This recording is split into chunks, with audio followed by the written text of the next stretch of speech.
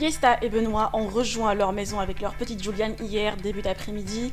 La jeune femme se confie enfin sur son accouchement, jugé très difficile.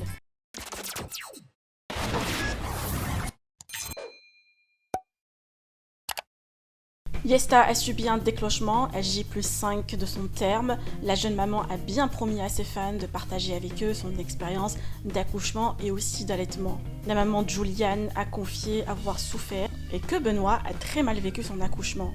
Crise d'angoisse, douleurs atroces et déchirures, mais l'accouchement a été par voie basse. Yesta a tenu à remercier l'équipe médicale, son mari Benoît, et elle est aux anges d'avoir accueilli son petite Juliane. Par ailleurs, elle a précisé que Benoît a mis du temps à se remettre de cet accouchement qu'il juge de difficile. Je vous partage un résumé de son récit sur l'accouchement et concernant la maternité et l'allaitement. Elle publiera très bientôt une nouvelle story. Donc voilà, j'ai été déclenchée du coup à J+5, donc 41 semaines d'aménorrhée plus 5 jours. C'était le max à attendre d'après ma maternité. L'équipe trop bien, tout le monde s'est super bien occupé de nous. Franchement, rien à dire. Alors du coup, il y a plusieurs méthodes de déclenchement. Donc moi, ça a été la méthode médicamenteuse. Donc c'était un médicament à prendre toutes les 2 heures. Premier médicament, deuxième médicament, troisième médicament, toujours rien. Et là, quatrième médicament, je commence à avoir des contractions. Donc première contraction de toute ma life, parce que pour ceux qui me suivent, vous savez que je n'ai eu aucune contraction de toute ma grossesse. Alors du coup, je découvre enfin ce que c'est une contraction. Donc effectivement, quand on a des contractions, on sent que c'est des contractions. Forcément, il n'y a pas de doute. C'était un peu une sensation comme un mal de règle. Plus un mal de dos, plus des bouffées de chaleur. Voilà comment moi je décris ces contractions-là. Alors j'ai eu des contractions au début espacées de 5 minutes. Très vite elles ont été espacées de 3 minutes et très vite de 2 minutes. Vraiment à l'espace de très peu de temps. Donc du coup j'étais hyper contente, hyper excitée de ressentir ces sensations. Et là très, très rapidement je commence à perdre du sang, beaucoup de sang. Du coup la sage-femme arrive, elle me dit c'est normal, le col est en train de se modifier. Donc c'est normal. Donc moi je me dis ouais trop cool et tout et je souffrais mais j'étais tellement heureuse que voilà. Donc on commence le monitoring et en fait au début du monitoring d'un coup j'ai vomi. Ils ont arrêté le monitoring et ils ont dit bon écoute tu vas prendre un bain chaud pour soulager les contractions, ça va te détendre, ça va te faire du bien etc. Donc moi trop contente, je dis ok et tout. Là les contractions elles commencent à être de plus en plus fortes. Ben, et là, de plus en plus fort, je commence à... Je perds du sang. Je me dis non, là, il faut... Au bout d'un moment, là, il faut la péridurale. Donc, je dis à Benoît va les prévenir. Dis-leur qu'il me faut la péridurale. Donc, ils sont en train de tout préparer, le bloc, etc. Et donc là, ils me disent, c'est bon, vous pouvez sortir du bain. On va vous amener au bloc pour vous mettre la péridurale. Et c'est là que ça se complique un petit peu. En fait, c'est là où le plus dur entre guillemets de mon accouchement c'est produit entre guillemets. Donc là en fait le temps de passer un couloir pour aller jusqu'au bloc, donc j'étais donc juste avant d'aller au bloc il me regarde et il me dit vous êtes ouvert à 4. Donc moi j'étais hyper contente, je souffrais mais j'étais hyper contente, je me disais mon Dieu yes ça y est quoi, enfin j'y croyais tellement plus, tellement que j'ai mis du temps tellement qu'il a fallu le déclencher, que j'étais tellement heureuse d'être ouverte à 4, mais c'était un truc de fou pour moi. Et donc le temps d'aller de ma chambre au bloc. Et donc là, j'arrive au bloc et là je suis ouverte à 9. Vraiment en l'espace de 10 minutes. À 9, sans péridurale. Et là, c'était... voilà, ça faisait mal. Des contractions sur contractions. C'est-à-dire que je n'avais limite même pas le temps de prendre mon souffle entre chaque contraction. Ce qui fait que la péridurale, ils ont mis 1 heure à me la poser. Parce que honnêtement, j'étais possédée.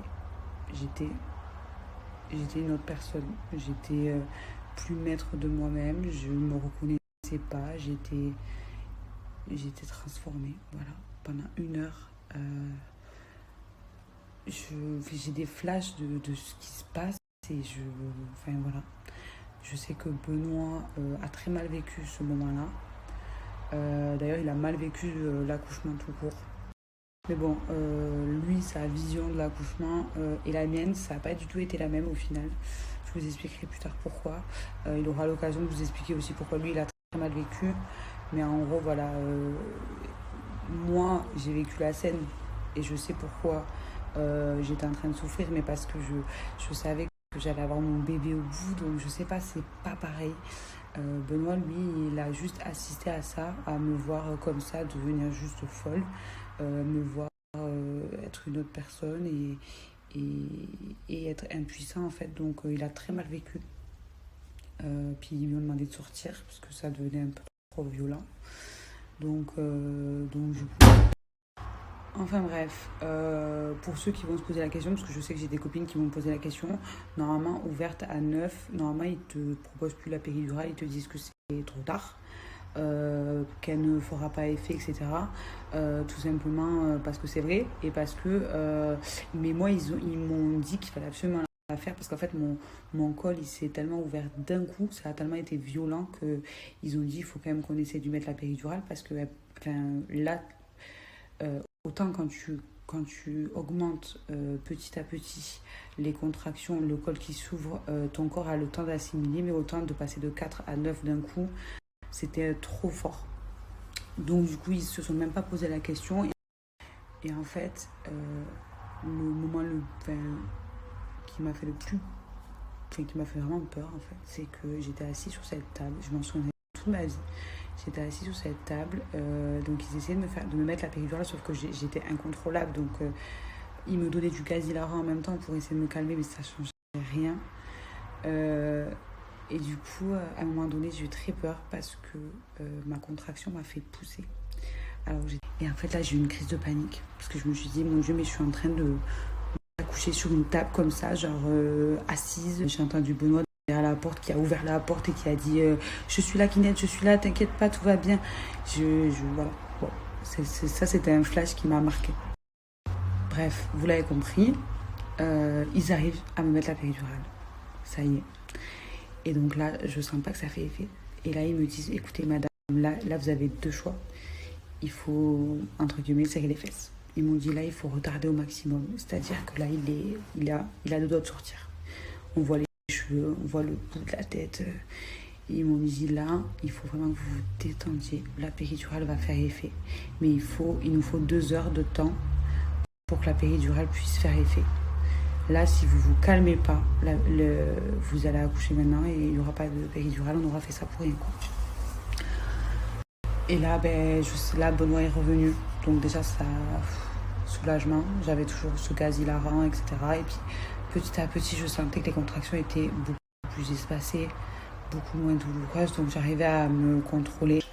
La péridurale, là, franchement, très honnêtement, c'était la plus belle chose qui puisse m'arriver à ce moment-là. Benoît était toujours un petit peu choqué et traumatisé par tout ce qui venait de se passer. Alors que moi, j'étais sur un petit nuage et j'étais trop heureuse parce que je me suis dit, ça y est, enfin, genre, j'avais déjà oublié en fait limite ce que je venais de vivre. J'ai fait en voix basse, donc je suis très contente de ne pas avoir fini en césarienne, même si, s'il avait fallu, ça aurait été césarienne, mais ça n'a pas été le cas. Et donc là, au moment donné, elle me dit, il va falloir faire une épisio parce que la tête vraiment, elle est grosse, quoi. Et sauf que, il y a eu une épisio et 2 déchirures en plus. Julian arrive, Julian sort, il est en parfaite santé, donc pour moi là, j'ai tout gagné.